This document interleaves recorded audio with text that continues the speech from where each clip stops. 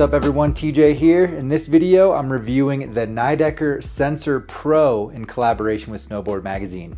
Let's get into it. All right guys, real quick for your reference before I jump into the tech you're gonna find in this snowboard. I'm 5'10", I weigh around 155 pounds, and I tested this board in size 158. Now the Nidecker Sensor Pro is a high performance true twin snowboard on their lineup.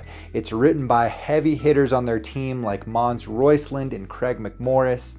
It's a freestyle focus board and it runs a true traditional camber profile. So that's tip to tail, positive camber, all the way out to the contact points. It's gonna give you that more powerful, energetic, and precise feel that you would expect out of traditional camber. This thing is a bit of a powerhouse. It's gonna offer a lot of power underfoot.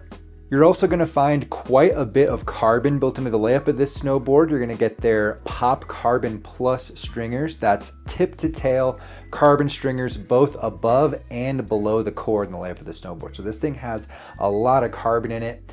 You're also gonna find their Absorbnid top sheet. So that is a top layer that's gonna help dampen and mellow out vibrations and chatter in the snowboard as you're out there cruising and getting this thing up to higher speeds, maybe in variable terrain, as well as a high-end sintered 9000 base. That's a very dense base material. It's known to be tougher and faster versus an extruded base, but like with any sintered base, you do wanna make sure to wax this board regularly to maintain the optimal feel and a great glide throughout the entire season.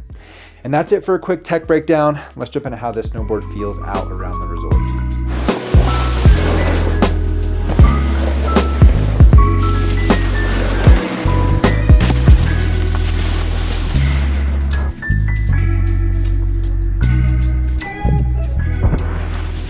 All right, flex-wise, this board is more of a charger. It has a flex that is solidly on the stiffer side of medium. It offers a lot of stability, a lot of precision, and has a very responsive torsional flex to match.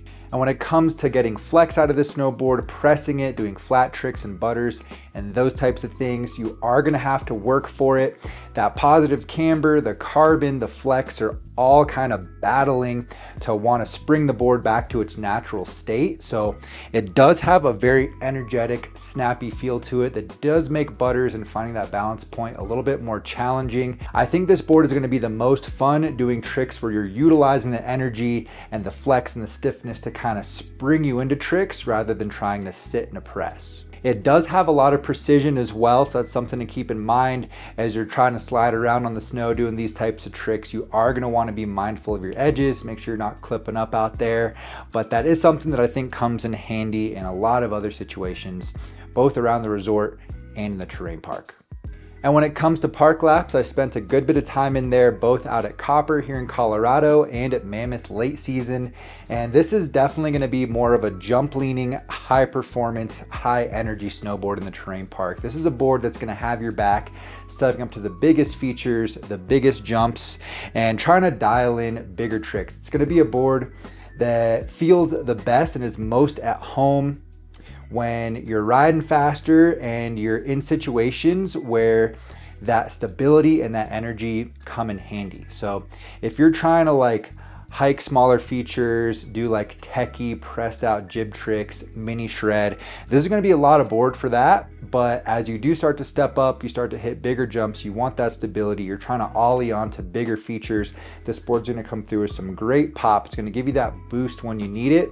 And it's gonna have that stability when things get a little bit squirrely. Maybe you land a little back seat or you're trying to charge through some ruts in the landing. This is a board that's gonna stay confident under your feet, be able to power through those situations, and does have a bit more of an aggressive feel. This is definitely a more high-end park board for those of you that do have some experience under your belt and value that power precision. Now that high performance feel that you find in the park translates to the rest of the resort as well. So let's talk about how this thing feels when you're out there carving and exploring.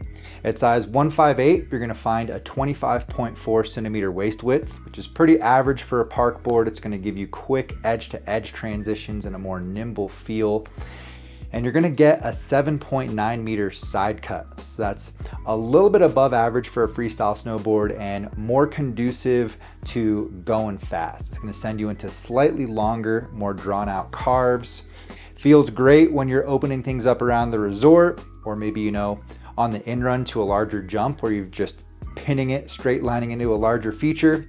But when you're out there on groomers, this thing actually has a really solid feel to it. It's definitely more of a chargy snowboard. It feels great at high speeds. Opening this thing up, bombing some hills, you're not going to find any chatter in this snowboard. And it's going to be able to power through variable conditions while keeping that edge locked and staying solid under your feet as well. This thing holds a really good edge with that stiffer flex and that true camber that you're going to find in this snowboard. And something else that I think feels really good and is a lot of fun when you're out there ripping some groomers is if you're like diving into turns, you kind of jump and spring yourself onto your other edge. You can really utilize the camber in this snowboard and feel that energy to kind of spring yourself from turn to turn, both when you're just diving into a deep carve and changing your edge, or just quick, short edge to edge transitions.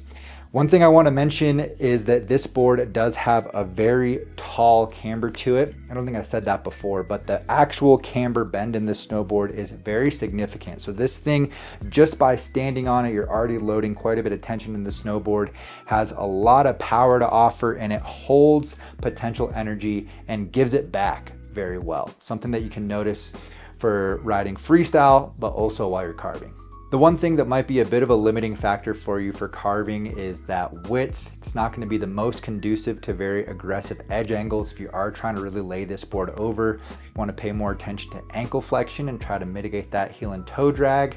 But other than that, this thing is a weapon out there. You can really let it loose and it's going to stay confident under your feet. Overall, the Nidecker Sensor Pro is going to be a great choice for those of you that are trying to push your riding and want a board that has the stability to back that up. For those of you that value a more fine-tuned control over your snowboard, you enjoy that precision, and you want to utilize all the energy that your snowboard has to offer. This is something that's going to be very capable and versatile for riding with a more freestyle approach, but has a stability to be very capable around the rest of the resort as well. So if you're looking for something like that, consider the Nidecker Sensor Pro. I'm gonna have this board linked down below this video so it's easy for you to find, as well as a link to the latest issue of Snowboard Mag. So please make sure to go check that out. Let me know what you think about this board down in the comments. I appreciate all you guys watching today. Make sure to drop a like if you got some value, subscribe to the channel if you're new here, and I'll see you guys in a new review next time.